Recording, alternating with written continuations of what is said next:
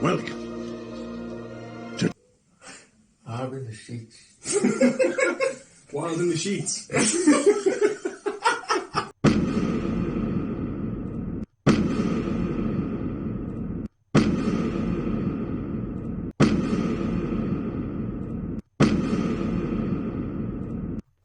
Welcome to the JoviTalk podcast. Okay, so we're on the JoviTalk podcast. I've got Dominik on, who I'm quite proud to have on, to be honest with you. I'll let Dominik introduce himself fully, but certainly amongst the Bon Jovi communities, you're quite a big name, Dominik, whether you know that Thanks. or not. So I'll let you introduce yourself and your background and so on. Well, hello everyone, I'm Dominik, I'm hAnD90 on YouTube. Some may know me from there, some have seen my channel, and glad to be on. So I wanted to ask, how long have you had the hAnD90 channel on YouTube for? It's been 12 good years by now. Wow. So did you, when you started the channel, did you expect it to be as big as it is now? No, not at all. When I started it, it was just like, let's try how YouTube works. Yeah. And it was kind of to show off the collection I had, because back then you could do private messages on YouTube. They've blocked that by now. Yeah. And you could find a lot of traders on there. So it wasn't really something serious until 3 or 4 years ago. Well, you were ready to kind of cancel or certainly stop the channel, wasn't you, not long back? What was the reason for that? Did you just get a bit bored of the channel for a bit? Actually, yes. It was, at that time I felt I had done everything I wanted to do with it. I had uploaded everything I thought was interesting for people to see. And I was on the tour last year in Munich, and I was really disappointed, to be honest. So I just felt I needed to move on, but there were very, very nice messages by a lot of users, and what the great thing about it was that a German collector who had been audio taping Bon Jovi for 3 decades by now, he said, I've copied all my stuff onto my hard drive and I have like 500 CDs lying around, do you want to have them? And he sent them over, and that made me go back to it, because it was really exciting to listen to stuff I had never known had been recorded before. So did he just send you them over? No fee, no nothing? A little fee, but okay. Nothing. I was gonna say, that's kind. Too much for it, and so, for the amount of stuff and the rarities, it wasn't a high fee. Yeah. Well, so what's your next steps with the channel? Do you, because you've been uploading, there's been quite a few uploads certainly recently that have been good to see. So how often do you plan on uploading things? Is this now for the next 5 or 6 years again, or have you got a goal in mind, kind of similar to what you had a couple of months back, where you go, okay, it's time to leave it for a bit? Actually, no. I can't see it running this way for another 5 or 6 years, because I'm finishing up my studies. They have been put on hold due to COVID-19. And in 1 year from now, I'll probably be full-time in my job, and then I'll take it slower. Yeah. Up until then, maybe 1 or 2 uploads a week. Yeah. It always depends on my mood. Fair enough. And the weather.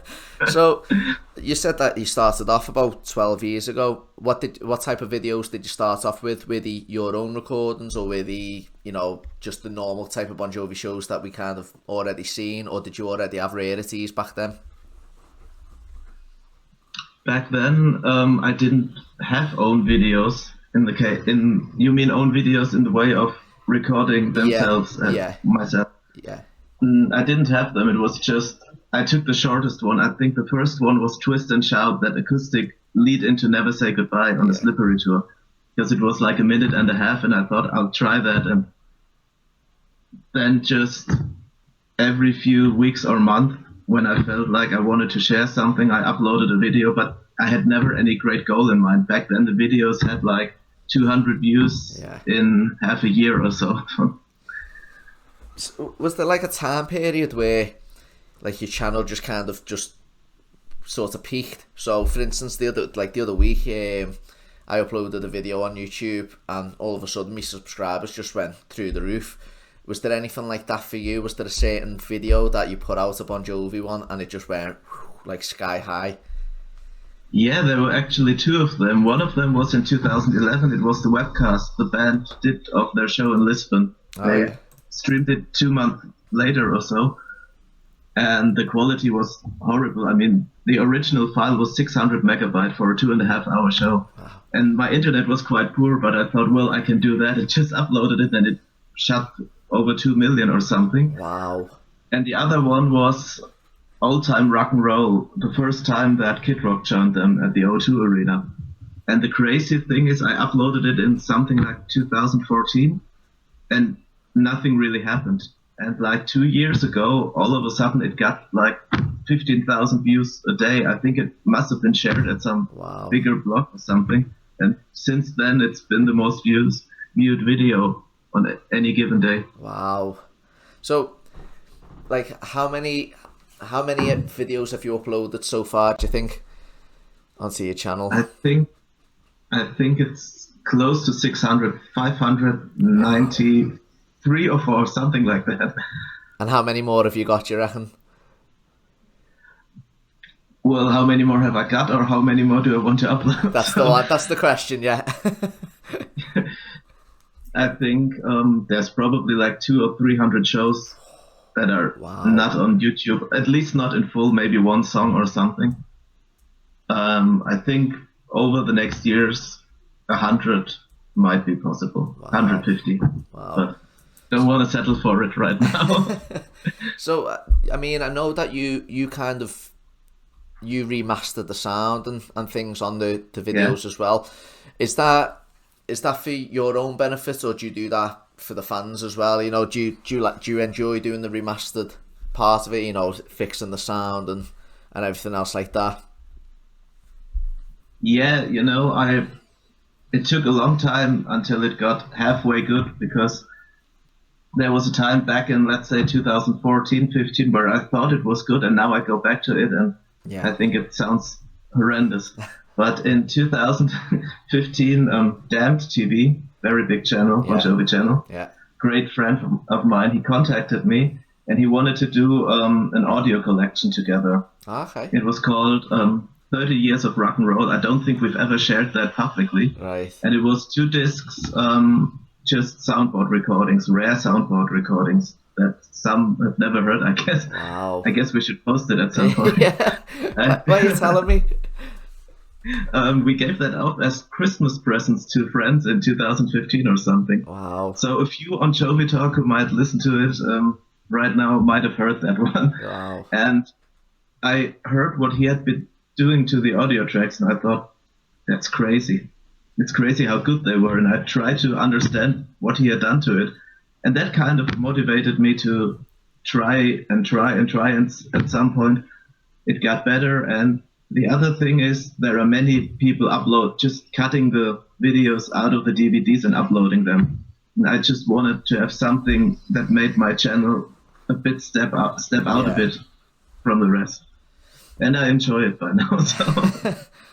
So say for instance, like I always get asked with the Bon Jovi podcasts, you know, a couple of months back when they were only similar to when you started, you know, you were getting 150 views, 200 views. People were like, are you going to carry them on? You know, is it worth your time and that? And I personally just enjoy it. I think it's a good, you know, it gets me talking about my favourite band for an hour or so. But was there a point where, I mean, I know obviously a couple of months back you were thinking about cancelling it, but when you first started off and the first 6 months or so with 100 views, 200 views, did you kind of think then, it's not worth it? I actually didn't even look at the bigger picture back then. I was just, you know, YouTube launched in 2005 or 6 or something, and it was something new, and it was just for fun. I mean, even back in 2011 when I uploaded videos, some got like 300 views, and even then I didn't care, because at that time it was just cutting out a video and uploading it, doing nothing to it, no channel logo, no adjustments. it wasn't until I started trying to remaster those things that I really cared about them taking off. Yeah.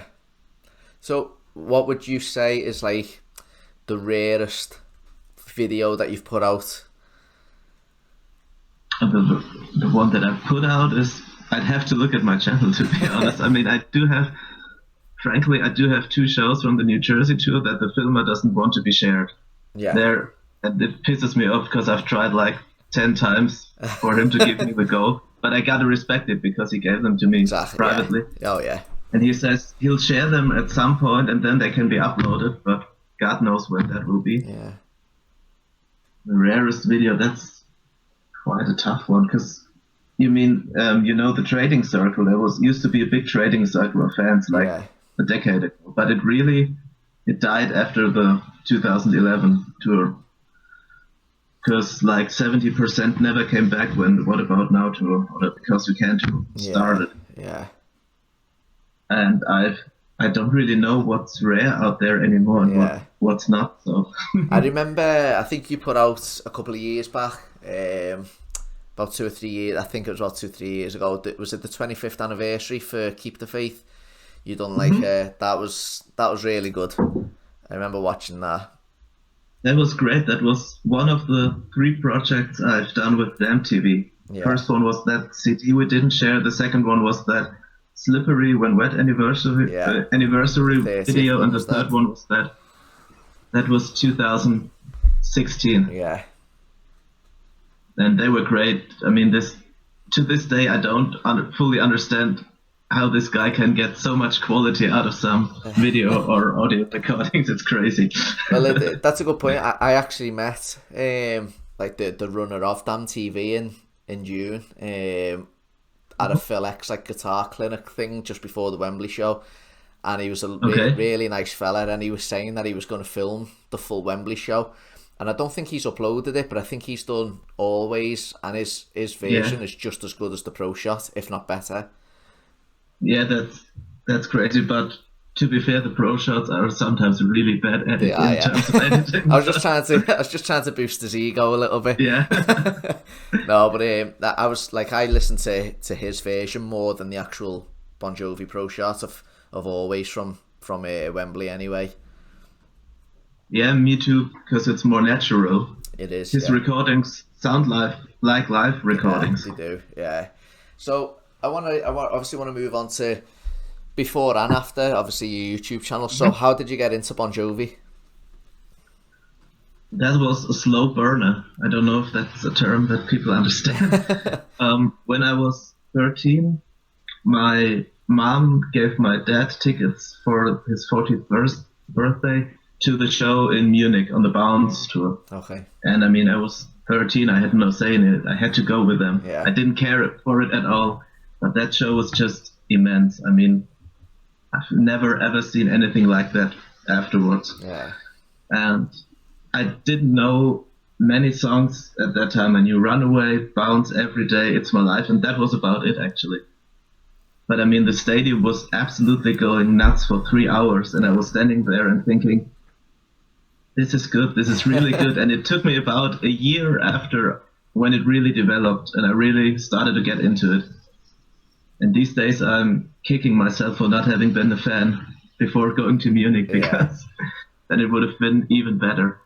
So how much of the Bon Jovi catalogue did you know in 2003? Did you obviously know the likes Living on a Prayer and It's My Life, or was you unaware of them still? I knew Living on a Prayer from the album. My dad used to listen to Crossroad a lot when I was a kid.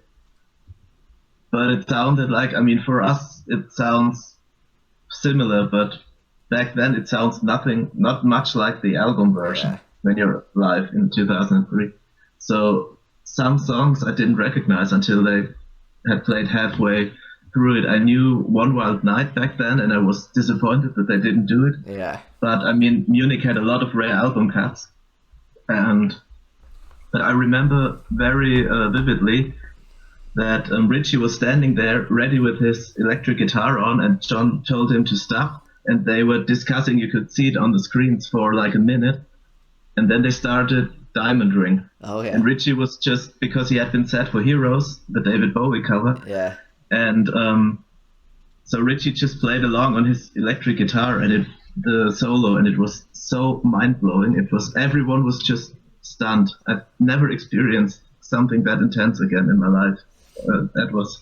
I didn't know the song, but I knew this was something special. Yeah, my dad is a massive David Bowie fan, and Okay. I really wish, I wish just for my own sake that I got to hear Heroes. I mean, they haven't played it many times, but I love that version. I think, was it you that put that on YouTube as well recently? In the past last 6 year months or so?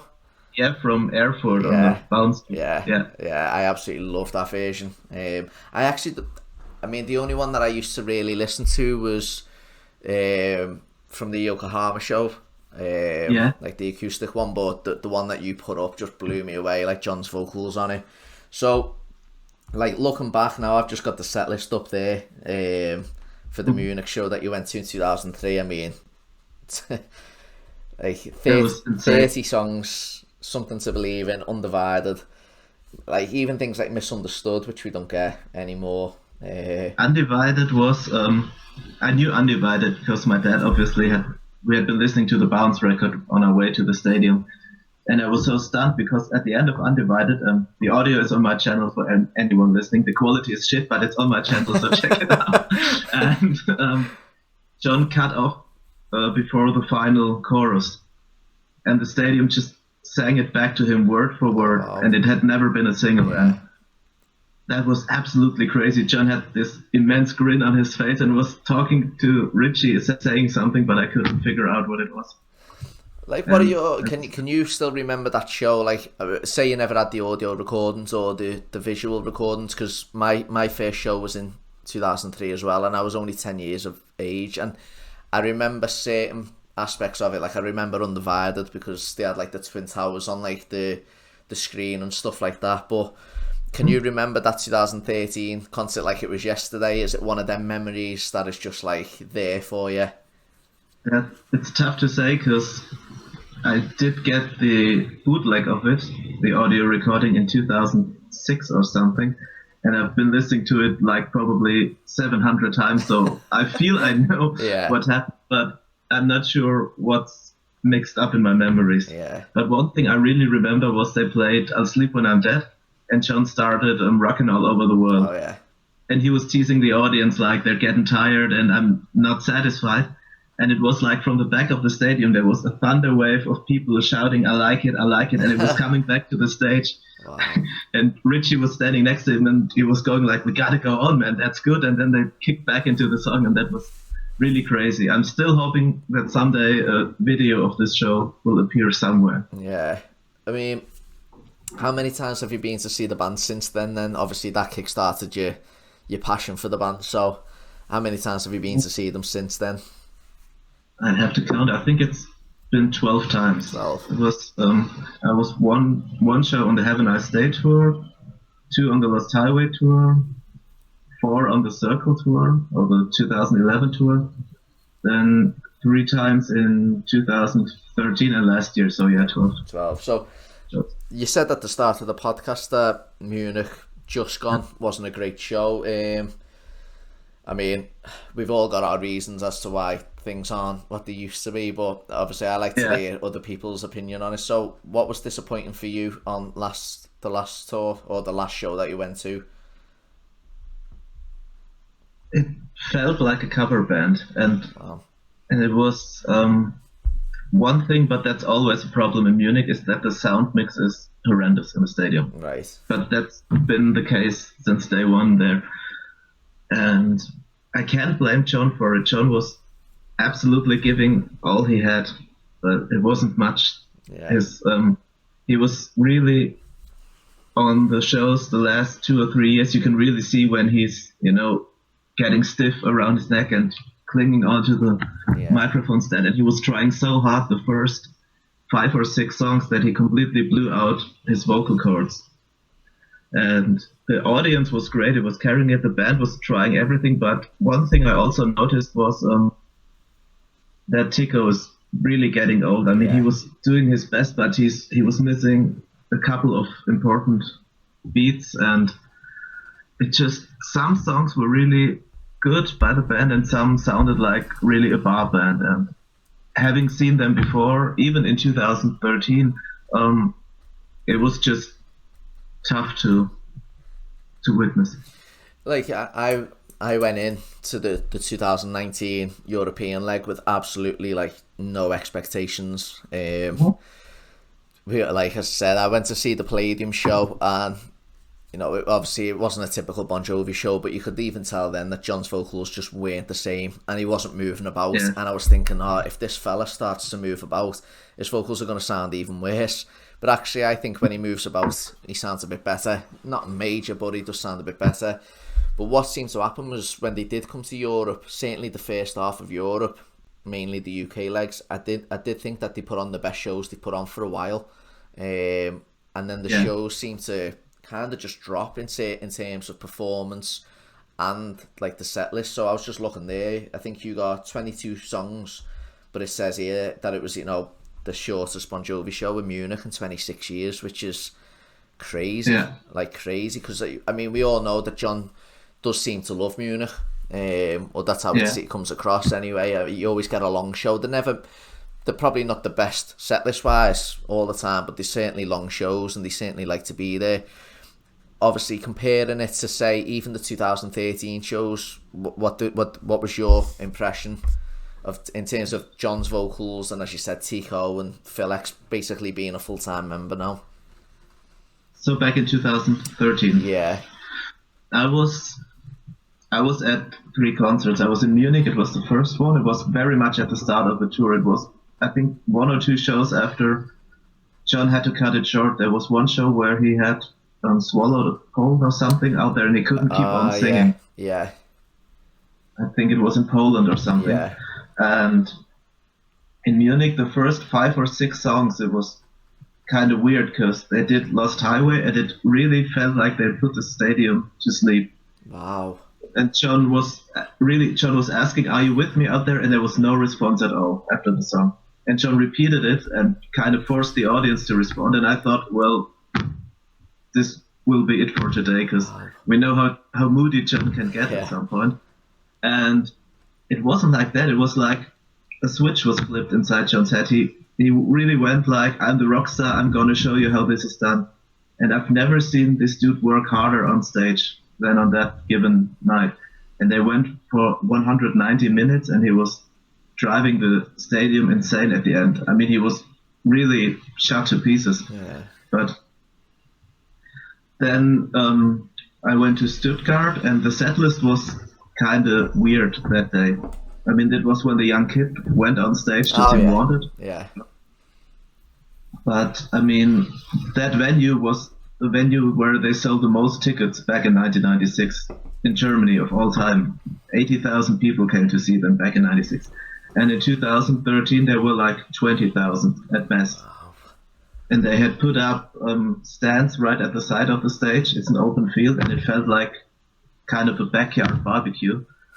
And then they opened the encores with 3 songs of What About Now with Amen, and it just felt so weird. And it was actually, I think it was June the 21st. It was the longest day of the year.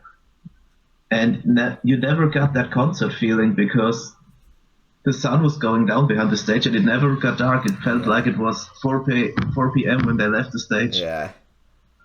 And it was the weirdest thing I've ever witnessed at a Bon Jovi show. But the day after in Cologne, John pulled out all the stops, and that was good again. Yeah. So I mean, I tried not to compare it to 2013, like the 2019 shows. I tried not to, but you can't, like, you almost can't help it because it's kind of the last thing that you went to. Yeah. I really enjoyed the shows that I went to. As I said, I went in with no expectations, but I think I got lucky with the shows that I actually did go to. And like, it's which one did you see? I went to the 2 nights in Dublin, Anfield, and Wembley. So I went to the 4 shows. Like the 4 shows in the UK, the only one I missed was Coventry, which was just a strange show to put on after Wembley anyway. So I decided not to go there. But I felt quite lucky with the shows I got compared to what everyone else kind of got, but that doesn't necessarily mean that they were outstanding shows, because they weren't. Yeah. I enjoyed them for personal reasons and whatever else, but it makes you think, what's the next tour going to be like whenever they decide to go on tour? Do you think, I don't know, do you think they may one day just say, you know what, we'll just play what we want to play? Or do you think now it's just literally just play by numbers from here to the end? Because there was no real rarities, was there, on this tour? Yeah, I have a hard time believing they'll ever pull out rarities again, to be honest. John knows what kind of songs he has to play to get the audience going. Yeah. I mean, that's why in the US, he said so himself, the set lists are very stale. Because he knows once he pulls out a rarity... Okay, so we're back on a little technical error. Hopefully the internet doesn't go off again. So I think we was just saying about the difference between the 2013 and 2019 shows. So just to follow on, obviously I want to know what you thought. You mentioned Tico. Yeah. And one thing that I noticed at the shows I went to was Tico was missing more beats than I've ever seen him, ever, in his whole career. I think there was 2 mistakes alone in I think it was Dublin Night 2 or 3 mistakes alone that he done, and one of them was in Living on a Prayer, which was quite obvious. But I want to get your opinions on Tico as well, because he still obviously pounds the drums like he's in his 30s when he's actually on the ball. But there was just a couple of times where he missed the odd beat, as you said. So I want to get your thoughts on Tico. He's still a great drummer, and he's putting everything in there, but he's always had a very physical style of playing, and I think it got the better of him. Yeah. And I mean, people in the US, you can sit behind the stage and people have been saying that he's been sucking on oxygen between all the songs, and I think sometimes it's just too much for him. Yeah. So maybe John should really restructure the set list to give him a breather, like every 3 or 4 songs into it. That's one thing that I did notice. I remember on JoviTalk, similar to what you've just said there, that the Americans who get to see the show almost in like a circle and they are behind the stage said that that Tico is on like the oxygen. So one thing that I looked out for was that, and as soon as Keep the Faith ends, literally because he's pounding them drums, literally the second it ends, he grabs the oxygen mask and puts it straight on him, and then they play something like Make a Memory or Amen. And one thing that I've always wondered is, why did they go from such a upbeat song with a fantastic outro to something that really kind of kills the audience? But I do think it's to benefit Tico more than anything, because I just don't think he's got the energy straight after Keep the Faith to play something a bit more upbeat. I could be wrong, but actually I've wondered the same on the Because We Can tour, but now looking back at it, that might have been the reason back then already. Yeah. I mean, as you said, he's not getting any younger, and they always seem to start, like it's almost like the second half of the show after Keep the Faith, and that's where it is almost, Tico's time to have his rest. John as is getting changed or whatever. But I've always wondered, I'm like, why are they playing Amen after Keep the Faith, or why are they playing You Want to Make a Memory after Keep the Faith? But I do think it's because they're so slow and they basically involve next to no drums. I do think that now I've come to the realisation that it may just be for Tico to have a little bit of a break. I think the same, yeah.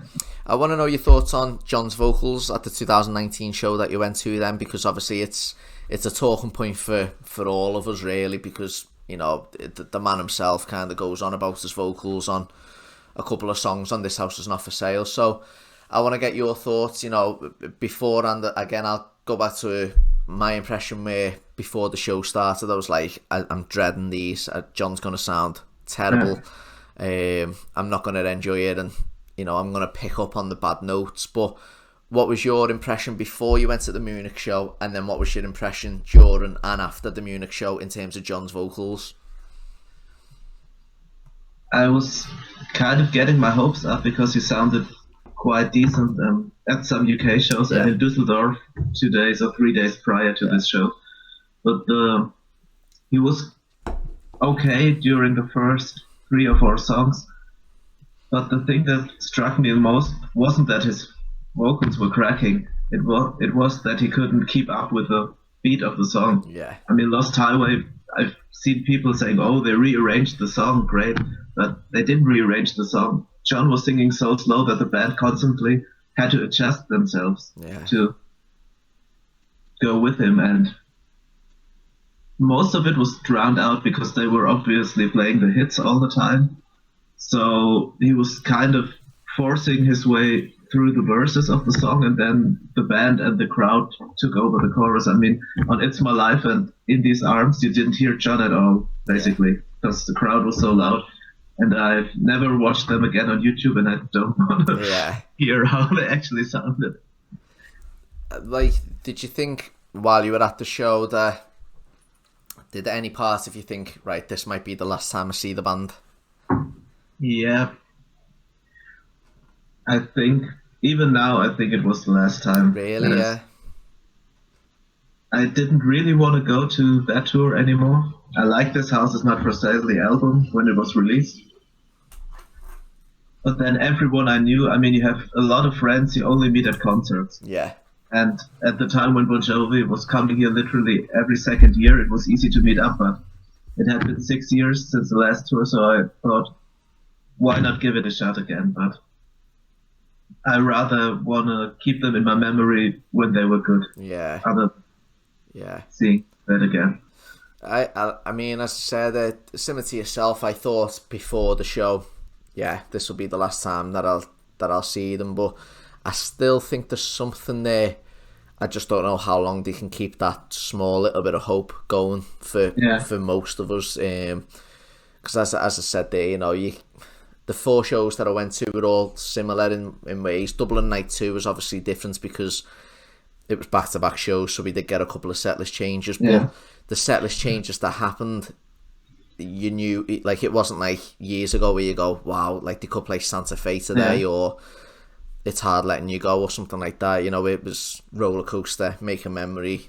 It was the obvious Someday I'll Be Saturday Night type of songs. It was the same sort of songs that you knew were gonna get played. But my worry is that the set lists, are gonna be way too samey from now until the end of the career. And Bon Jovi have always kind of surprised me with the set lists. You only have to look at your channel to look through the set list and go, wow, do you know what I mean? Even the 2003 one there was like mind blowing, like compared to now. So you mentioned that you love, or you liked, the This House Is Not For Sale album when it come out. So what are your impressions now? It's 3.5 years on, nearly 4 years since it came out. So has your opinion changed on that album at all?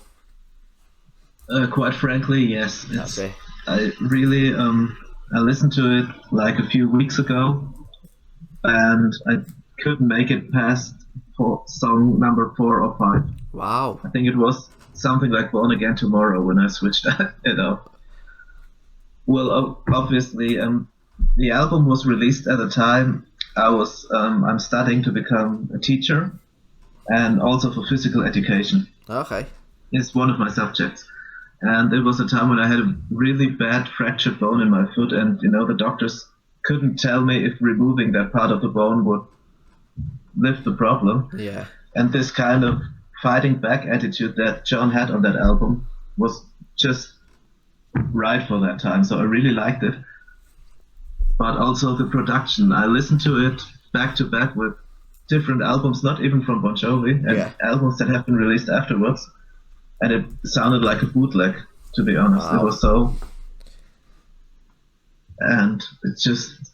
I mean, there are some bonus tracks I really like. I mean, I think Real Love is a very good ballad, and I Will Drive You Home. I love the mood of that. It's kind of the Destination Anywhere vibe. But other than that, the title track maybe, and 1 or 2 tracks, I actually like Scars on This Guitar, because it kind of shows the broken John in there. Yeah. But other than that, it's really... The songwriting is good, and I know the band could do better, but it's really from a musical point of view, very shallow. Yeah, I have to agree massively. I mean, it's the wrong album to compare it to, but about 2 or 3 hours ago, I listened to These Days. And obviously you can't compare the two albums, but it's like, I mean, I'm a big fan of This House Is Not For Sale, but the main thing is the production. Like, I had my headphones in, listening to These Days, and it's literally perfect. Like, the mood of the album is just absolutely spot on. You hear what you need to hear on the album. There's nothing in the background that's tinny or, you know, overproduced. I think it's just a perfect album. And then, as you've just said there, you know, it's almost as if it's basically This House Is Not For Sale and a few other albums have just been way too overproduced. But the main thing, and I think this is why I'm still such a big fan, is the songwriting is still there and the substance of the songs are still there. It's just missing 2 or 3 things to make a good album great again. And obviously one of them is probably changing producer for me anyway. Well, I do have the theory that John sticks to people as long as he knows he can trust them. Yeah. But the minute he feels he can't trust them anymore, it's all over. Yeah. I mean, I really thought about that some time ago with Alec back in the day.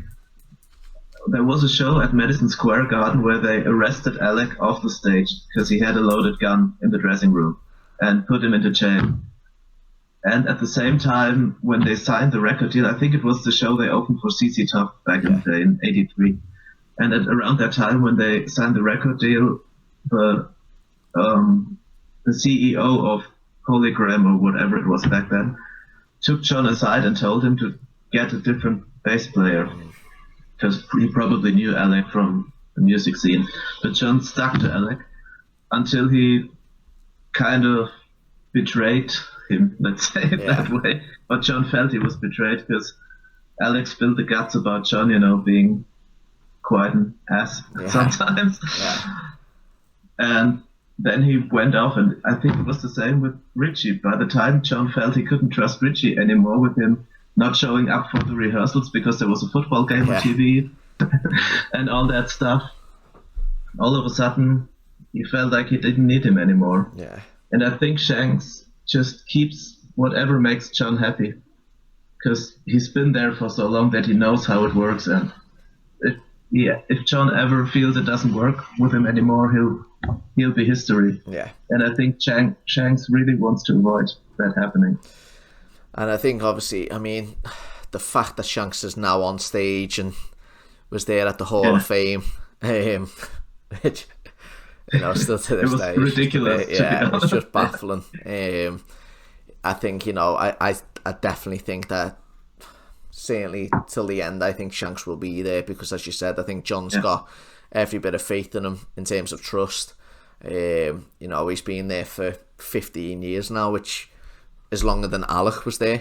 You know, Shanks has been there in the mix for 15 years, so I think he is there. But one thing that obviously every podcast that I do with different guests is we come up with talking to Richie, or about Richie, should I say, not talking to. I wish I was talking to Richie one day, but talking about Richie. So one thing that you said there, and I actually said this on a podcast recently, the first time that I really, I mean, for about 5 or 6 years before, obviously, Richie left, you could see the tension with John and Richie at certain shows and interviews and whatever else. But the one day that I really went, oh, this isn't good, was what you've just said there with where Richie didn't turn up for the BBC Radio 2 concert. Yeah.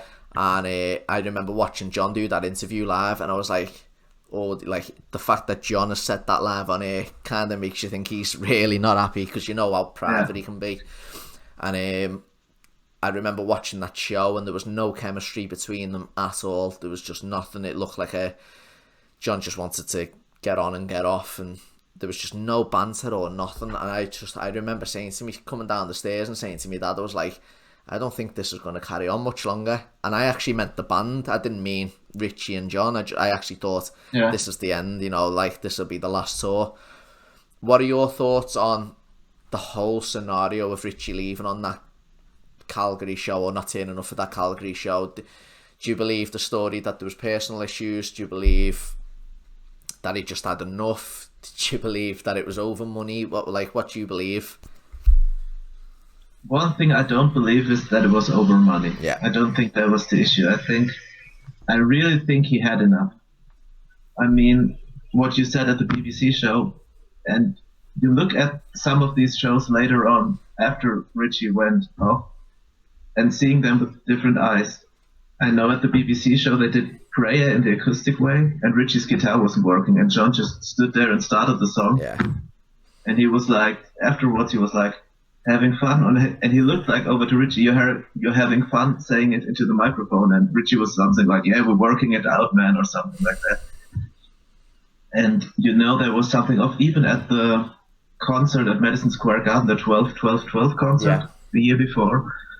It was a great show by the band, but looking at it, you really see on their faces that they didn't get along at that time anymore. And I really don't think Richie could be bothered anymore when they streamed some of the concerts on the Early Because We Can tour.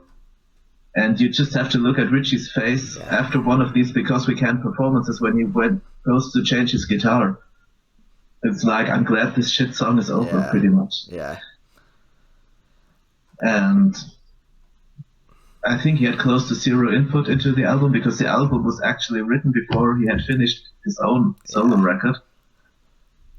And to be honest, I still think the tour was just done to make some quick money for buying the football team. So I completely agree with everything you've just said there. I don't think it was over money.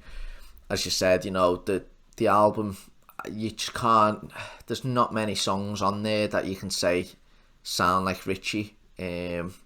On What About Now, it just seems so flat, the album. But I went to see Richie in 2012, and I think the day I was coming home after the London show was when he cancelled like 3 or 4 shows again in America or something like that. Yeah. And I remember when he first ended I remember when I first read the thing about the Calgary and he wasn't turning up, and I was thinking, he's such a liability, this fella. But I do think, just as you said, looking back at old shows or old interviews, you kind of just look at them and you go, nah, something wasn't right for a while. And I think Richie just thought, in this break, I'll have a good think. If I want to go back, I'll go back. If I don't, I won't.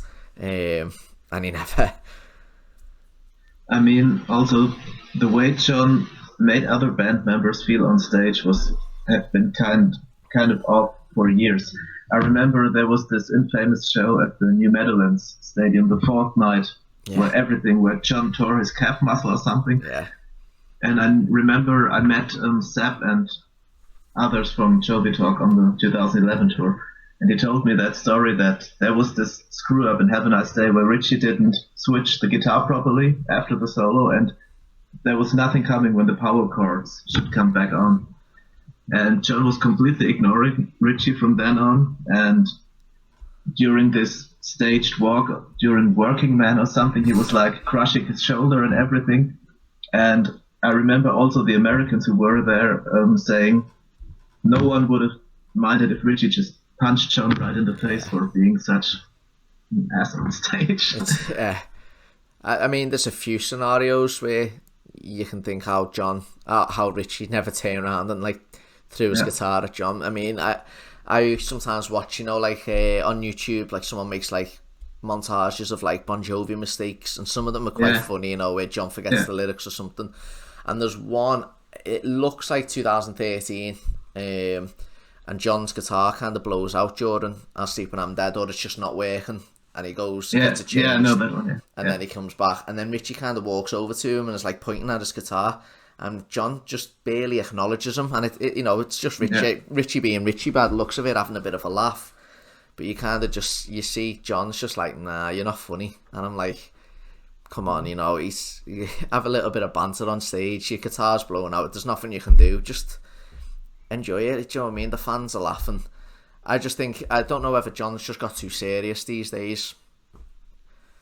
I think so. I think he went from being, and this has been discussed quite a few times before, he was kind of the rock star until like Have a Nice Day, and then he went into this CEO, elder statesman kind of mode. And that took the fun out of it. I also really didn't like last year. There was one show where they did Always quite at the end of the European tour, and David Bryan couldn't get the chords right at the beginning. And John made him redo it again and redo it again and redo it again. Yeah. And he made him look like an idiot on stage. I mean, everyone makes mistakes, and some mistakes really also done by Richie were really quite big, but for a guy who misses the right key quite a few times or forgets the lyrics, you shouldn't be the one to throw stones. Exactly, I completely agree. It's all funny when John does it, but if someone else does it, you know it's not right. The next point I want to speak about is the Hall of Fame.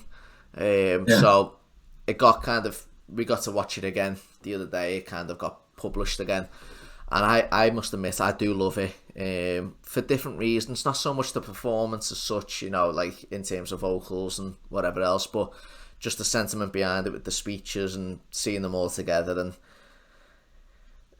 like just John and Richie being at a microphone together again. I love all that, but then, as I said before, you see Shanks and Phil to an extent, and Everett on stage and that, and it's almost bittersweet in some ways. So I want to know your thoughts on the speeches and obviously the performances, and then the fact that Shanks and everyone else was on stage. What are your thoughts?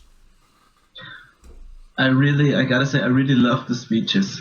I mean, I loved the speeches more when they were cut, because John's speech was like endless in the original way. It was like 30 minutes or something.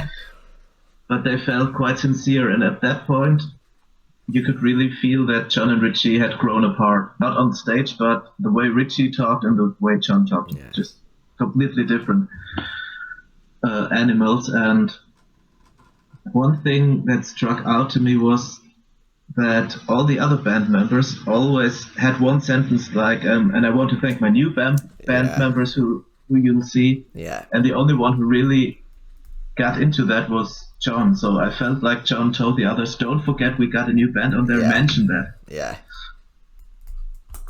Besides Alec, because Alec probably didn't give a shit about what John said there anyway. But I also think that Alec's bass was completely muted when he played Living on a Prayer, because Huge was still on stage, and I think it was just for show effects. But as you said, that moment during, I think it was when we were us, when Richie and John turned the microphone, that was everything that had been missing for the last 7 years.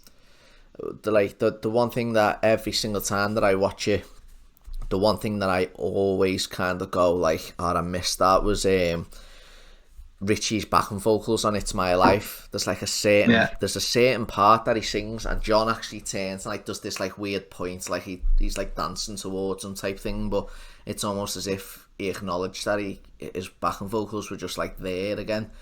And that's the main thing that I was like, every time I watch it I go, that's what I want back, because Richie's solo wasn't great on It's My Life. It didn't even sound like the It's My Life guitar solo. The Bad Name was a bit off as well. Prayer was off as well. Prayer was, yeah. So in terms of like overall like his actual playing, it wasn't that I missed. Even though I think Phil's isn't obviously Bon Jovi either, but it was just like the backing vocals and like the chemistry, when they're doing You Give Love a Bad Name and John kind of puts his arm around the shoulder. It looks a little bit awkward, but you kind of see him, just little stuff like that, because you never see him, apart from This House Is Not For Sale, you never really see John put his arm around anyone's shoulder anymore. There's no connection, I feel, on stage. So yeah, we were just saying that the Hall of Fame show, and as we said there, like the one thing that I missed was Richie's backing vocals more than anything. As I said, even his guitar playing wasn't fantastic during the show, and the communication with John and the members on stage at a normal Bon Jovi show, there isn't really much connection anymore. There's no hugs or like back-to-back shoulder little dances that John used to do, and John and Richie. But I want to know your opinion. So do you think that was the last time we'll see them on stage together? That's a tough call. I still imagine they'll go for the big bucks of a final farewell tour, maybe in 5 years from now, but also that depends on how the health of Tico and the other band members will go. I can imagine them doing a little run of shows, kind of goodbye tour, when they finally pack it in. But if that doesn't happen for whatever reasons, I think this will have been the last time, yeah. Do you think it's now Richie's decision not to be in the band, or do you think it's John's decision not to have Richie in the band? From what we've heard and seen, I think Richie wanted to return at some point mid-2013, and I think John's pride was just hurt too much to let him back in. I'm not sure, because of course they have the liability that he'll be off again. Not maybe substance issues or whatever. And I also don't know how they'd figure it out with the guitar players. If Shanks would remain, if Phil would remain and Shanks needs to go back, or I can't see him doing another tour with just Richie on guitar. And I mean, Bobby has gone for good as well, so that's actually something that I was thinking today of. You know, there's people have been quite lucky to have on the podcast, and one of them was Matt O'Ree, who obviously filled in for Bobby. But I want to know, like, what do you think? Have you heard anything about why Bobby left? Actually, I know why Bobby left. So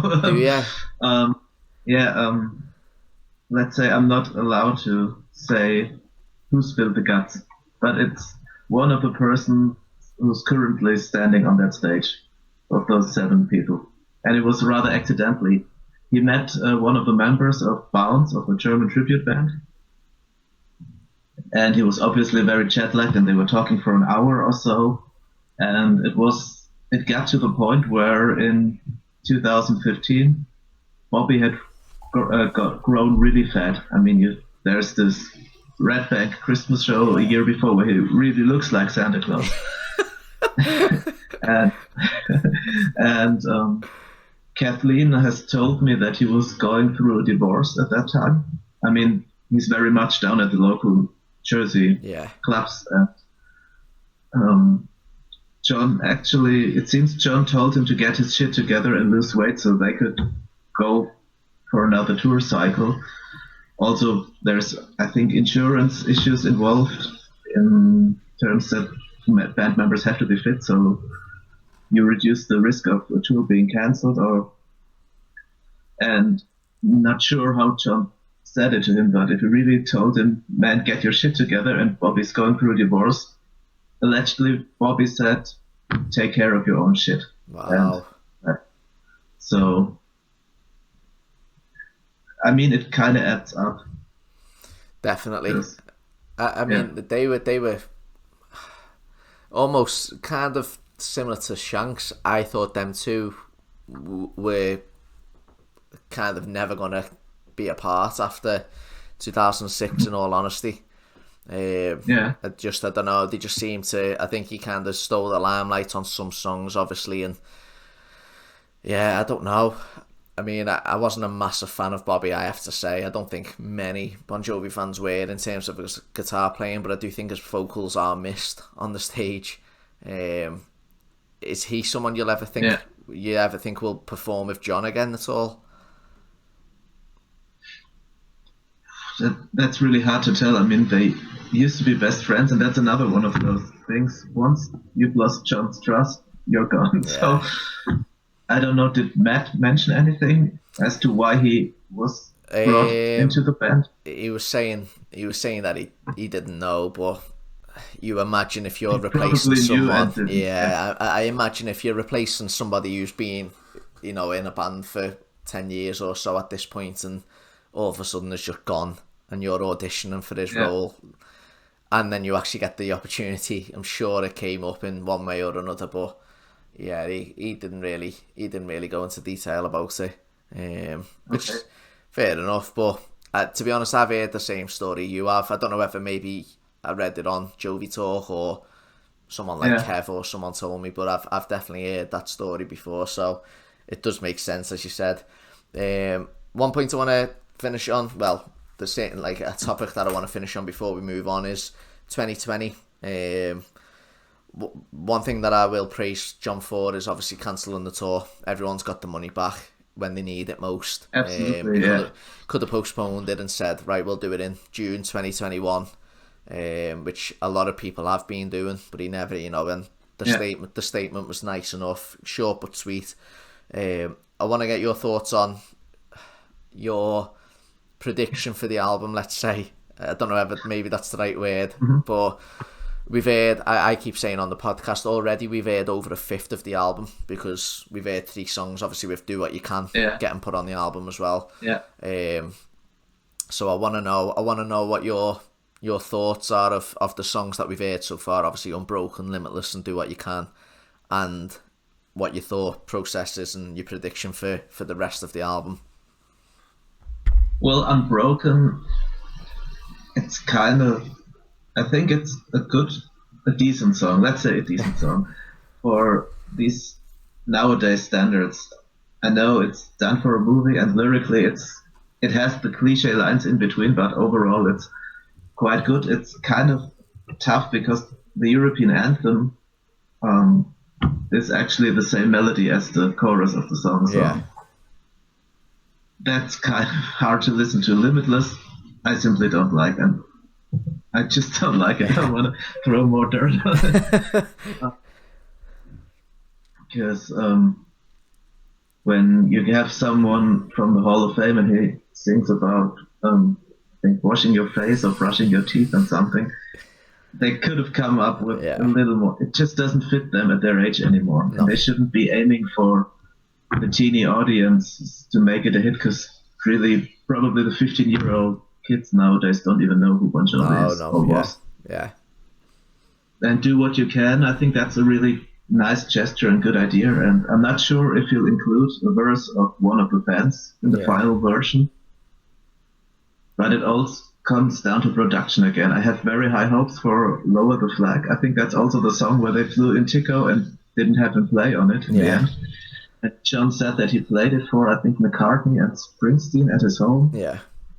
So I have very high hopes for that one, and for the rest, I'm sure there'll be 2 or 3 tracks on the album I really like. Usually it's like track 7 to 12 that I like more than the first ones. I've really no idea what kind of mood or style the whole album will be. Same, I like, that's my kind of thought process, because obviously Unbroken and Limitless are so different. But obviously one was written for, that TV documentary on Netflix or whatever it was, and then obviously Limitless is your typical Bon Jovi post 2000 song, and then Do What You Can is obviously written for what's happening now. So they are 3 completely different songs in their own way, and that makes me, even though we've heard, as I said, like a fifth of the album or fifth of the original 10 songs already, it does make me think what the rest of the album's going to be like, because if we're going to judge it off Unbroken, then Limitless is totally different, and if we're going to judge it off Limitless, Unbroken's totally different. So it's hard to kind of gauge what the album will be like. Don't get me wrong, I don't think I've ever had such low expectations for a new album, which is a shame, and I don't know why, because as I said, I like This House Is Not For Sale a lot, so I don't know why my expectations are low, but I don't know whether it's because out of, certainly as I said, the 2 songs that are on the original 10 songs on the album, I just can't take to the both of them, unfortunately, at the moment. We got to hear Limitless live for the first time the other day. What did you think of that performance? John's vocals were, I don't know how many takes they did or how much post-production was on it, but they were quite good also in terms of keeping up with the music. But I really think they should have done it live. I mean, everyone's sitting at home, and you have a chance like that to really show off that single, so have everyone sit there and record their stuff properly and do a nice live mix. I think it sounded better that way, because there was obviously more punch in the instrumental backing, but it's kind of a missed opportunity. Yeah, it got me thinking, because one of my other favourite bands, Stereophonics, and there's a song on the album that opened the last album, which I really like, and I thought it would open a few shows, but it never got played once during the tour. And one of the reasons my mate said was because there's so much going on in the background that maybe when they've practiced it live, it just didn't work. Yeah. And it got me thinking about Limitless in terms of kind of what we've spoken about, whereas the production, there's just so much going on, and to be in different places, I imagine if they did rehearse it that way, I can just imagine the chemistry just wasn't there on I don't know, I could be talking rubbish, but I just can't imagine that song being good live with people in different rooms, just because there's so much going on in the background. I can just imagine it sounds so flat, because there's no like guitar riff really, or I don't know, it's just a bit flat, isn't it? But yeah, it's got so much going on, if that makes any sense. It's just so tinny. Well, they could have at least gone with a basic backing track of some of the instruments and played each one their instrument on top of it, so that you hear that there's a live instrument playing, much like that first It's My Life performance at the Rosie O'Donnell show, where they had the drum loops mixed into their initial performance. Yeah. I get that they probably didn't rehearse it before the lockdown. Yeah. But I mean, I think it's a bit of pure laziness. They could have sat down for 2 days and just worked it out via Skype or whatever. Yeah. It's not another band, sorry to interrupt. Another band, I don't know if they're very much known. They're an Australian band called Powderfinger. And they were really big in Australia. Some people on JoviTalk actually introduced me to them, but they ended their career in 2011 and just came back for a one-night-only concert last night, also done in their home studios, and it was phenomenal. And they also were 5 musicians just playing each their part and then mixing it together. So it can't be that hard to do. Yeah. I mean, I was surprised when I woke up and it was just John, because I was thinking to myself, wow, this sounds so similar to the album version when I first heard it. I was like, nah, that can't be right. And then obviously, as it kind of kicked in, I knew that it was just John. But I want to know your thoughts on, obviously, they done It's My Life as well the other day, which was like a home type of performance. What did you think of that performance? That was quite a good one, actually. Yeah, I quite liked it. Yeah. Even there, I wasn't completely sure if it was just bad editing or if it was a pre-recorded instrumental track in there. Yeah. Because some of the finger picking of Huge and all of that didn't really match up. Yeah. But I think John should really try to do at least a few songs that way when doing it live, because they won't come off as bad as if he tries to sing the original version. But I'm also against him doing completely This Left Feels Right style shows. Yeah. Because I would go to see them either, I think. No, same. I agree. And then what I always kind of end the podcasts on, I like to ask firstly, what's your favourite album and why? These days. Just really helped me through a lot of tough times and happy times as well. I mean, These Days is my go-to song when I'm happy and when I'm sad. Yeah. But it was the album where I really discovered music with. It's kind of a great and a bit of personal story, but I've shared it on JoviTalk anyway. So my parents got divorced or split up when I was like 16, and I had never listened to the These Days album before because I simply just didn't fit. And on that day when we were riding in a car and they were arguing and you obviously couldn't escape those fights, I just miraculously put on that album, and there was Hey God, and it was like John sang about everything that was concerning me at that point. And from then on, it was the album I listened to most, I think, and it's just also musically and from the production, it's brilliant. It's so intense. It's like I said, I called it flawless before, and you know, like to me, an album doesn't have to be 10 out of 10 in terms of every single song has to be 10 out of 10 to make it flawless, because you know, Something for the Pain isn't a 10 out of 10 song for me, and Diamond Ring probably isn't a 10 out of 10 song, but I think they fit the album still so well in their own little way that it's just, I mean, you got the Hey God, which is just unbelievable, like such a good opener. Absolutely. To then Something for the Pain, which is just a totally different song, to then This Ain't a Love Song, which is just a fantastic ballad. It just seems to just it like each song is so different in like its own little way, but it flows so well. It's unbelievable. Like I listen to it and like that hour or whatever it's on for just flew. It literally was like I was in my room for 10 minutes listening to it. It was just so quick and easy to listen to. It's just, I think it's just a fantastic song. Fantastic album. I always ask, what are your top 5 Bon Jovi songs? Oh, that's a tough one. I mean, the top 3 are most... They're steady, but these days, Wild is the Wind and probably Dry County. I presume you've heard all 3 of them live? Yeah, I did. The only songs I really wanted to hear and never got to hear were Letting You Go and Never Say Goodbye. Yeah. I was hoping to catch them in 2011. Yeah. I mean, I consider myself lucky. I heard half of These Days from 2003 onwards. But the other 2, it's kind of tough. I've been listening a lot to Crush lately. But actually, I don't have a real favorite song on that. I like the mood of the album. Yeah. I think it gets a little slacked off too much because it just followed up after These Days, and nothing could top These Days. So, I Die For You has always been a favorite of mine in any version they did. Really? Yeah. Especially the acoustic version they did to end the These Days during Helsinki. Back then, that was spine chilling. Yeah. Maybe that one, and some days it's Keep the Faith, some days it's Saturday Night.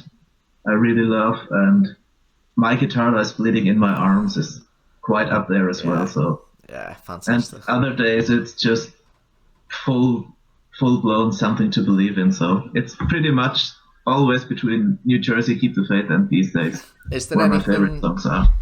Anything from post 2000 that's close to being in your say top 10 even? Yeah, Undivided is quite far up there as well. Yeah.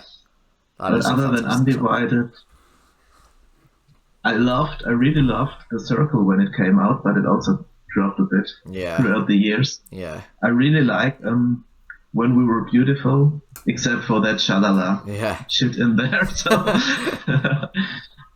What about Love's the Only Rule? I loved that on the tour. I got it in Mannheim, and I loved because they put so much effort in the live performance, which they hadn't done in a very long time. Yeah. The reprise when John went out on the circle. Yeah.